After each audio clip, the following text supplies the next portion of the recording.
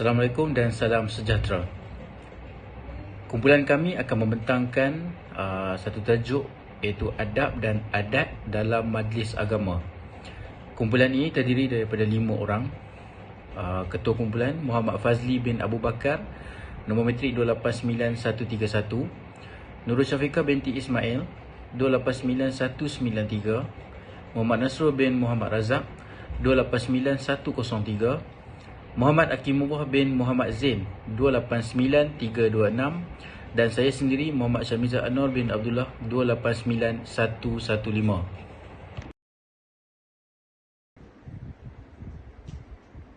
Assalamualaikum warahmatullahi wabarakatuh. Saya Muhammad Nasrul bin Muhammad Razak 289103 dari UUM Sintok Kumpulan A, membentangkan tentang adab dan adat dalam majlis agama. Untuk pendahuluan, setiap individu mempunyai kepercayaan kepada agama tertentu. Banyak agama wujud di dunia ini dan setiap agama mempunyai cara tertentu amalannya yang diamalkan manusia. Antara amalan yang berkait rapat dengan agama adalah seperti majlis keagamaan. Orang Melayu antara bangsa yang masih kuat dalam menganjurkan majlis keagamaan. Majlis bukan sahaja merujuk kepada majlis ilmu, solat berjemaah dan berceramah, tetapi setiap pertemuan atau perhimpunan di suatu tempat juga merupakan majlis. Di Malaysia, negara yang didiami oleh pelbagai kaum yang hidup harmoni dan bertoleransi antara satu sama lain. Penganut agama Hindu menyebut Thaipusam yang turut dihadiri oleh penganut agama Hindu dari seluruh dunia. Bagi penganut agama Buddha, mereka menyambut perayaan Hari Wesak yang disambut seluruh dunia antara bulan April hingga bulan Jun. Adab dan adat majlis keagamaan. Yang pertama, bertahnik. Kedua, akikah. Dan ketiga, bercukur jambul. Bertahnik. Seterusnya ialah adat dalam majlis keagamaan yang hampir hilang warisannya adalah seperti bertahnik. Bertahnik sinonim dengan ajaran Islam yang dikenali di dalam kalangan masyarakat Melayu sebagai belah mulut. Belah mulut ini kebiasaan yang dilakukan oleh masyarakat Melayu dengan menyuap mulut bayi dengan buah tamar ataupun kurma ataupun dengan makanan daripada manisan. Golongan alim ulama kebiasaannya akan dijemput oleh keluarga untuk mentahnik bayi mereka sebagai simbolik mengambil keberkatan agar bayi yang dilahirkan membesar dan di samping menjadi manusia yang mengamalkan adab serta adat seperti yang dianjurkan di dalam agama Islam. Amalan ini dilakukan dari generasi ke generasi yang juga dimulakan dari zaman Rasulullah, yang mana Rasulullah sendiri mentahnik anak-anak para sahabat dengan tujuan untuk kesihatan serta membolehkan anak tersebut mendapat probiotik dari perbuatan tahnik tersebut.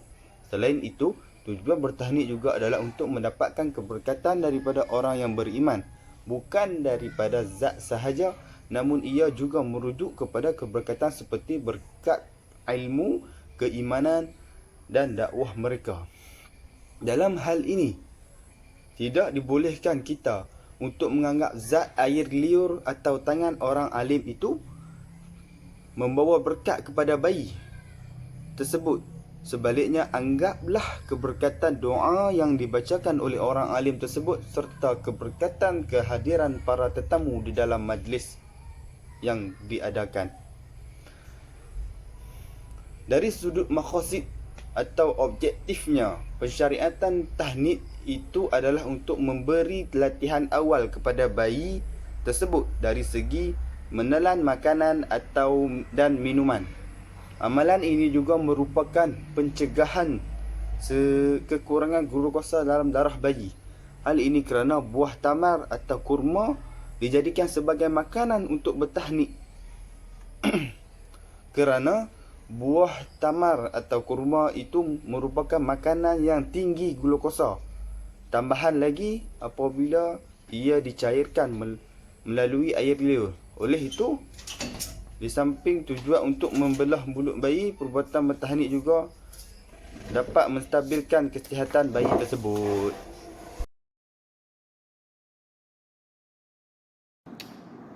Seterusnya, akikah. Akikah adalah tanda syukur umat Islam dengan kelahiran cahaya mata yang dikurniakan. Akikah dilakukan oleh keluarga atau ibu bapa dengan cara membuat kenduri kesyukuran mengikut adat Melayu. Akikah yang dituntut dalam Islam pula adalah dengan menyembelih haiwan peliharaan atau ternakan pada hari ke-7 selepas kelahiran seorang bayi, dan daging haiwan berkenaan akan disedekahkan dengan cara membuat kenduri atau jemputan untuk mewawarkan berita kelahiran bayi tersebut. Dengan bersyukur ini telah lama diajukan oleh masyarakat Muslim, dan amalan ini bukanlah satu amalan yang wajib dibuat. Hanya keluarga yang mampu sahaja dituntut melaksanakan amalan akikah. Seterusnya ialah bercukur jambur. Ia juga antara adab yang menjadi sunnah di mana ia dilakukan pada hari ke-7 kelahiran bayi.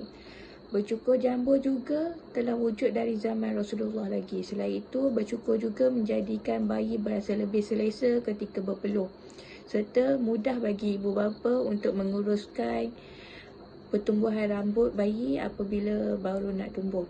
Antara kelebihan apabila bercukur ialah rambut bayi menjadi lebih sihat dan juga lebat. Namun begitu, ketika proses mencukur jambur, ibu bapa hendaklah berhati-hati kerana pada ketika itu ubun-ubun bayi masih lagi lembut. Dan pastikan peralatan yang digunakan ketika mencukur jambur mestilah dalam keadaan bersih agar tidak mendapat jangkitan kuman atau penyakit. Kesimpulan daripada tajuk yang dibentangkan ialah, sebelum kedatangan agama Islam di tanah Melayu sendiri, peradaban orang Melayu pada waktu tersebut banyak dipengaruhi oleh agama Hindu serta Buddha. Dan pada waktu tersebut juga terdapat banyak persaingan antara peradaban Melayu yang beragama Hindu dan Buddha bagi menguasai laluan perdagangan. Setelah kemunculan agama Islam, ia telah mengubah bentuk peradaban Melayu dan telah dengan memeluk agama Islam dan membolehkan kaum Melayu pada waktu tersebut menguasai perdagangan. Demikianlah peradaban dibentuk dalam sistem kerajaan. Bagi memastikan kemajuan penduduk sumber, pencarian hidup juga memerlukan sebuah peradaban yang baru yang mana harus dan perlu dilakukan mengikut kesesuaian pada waktu tersebut.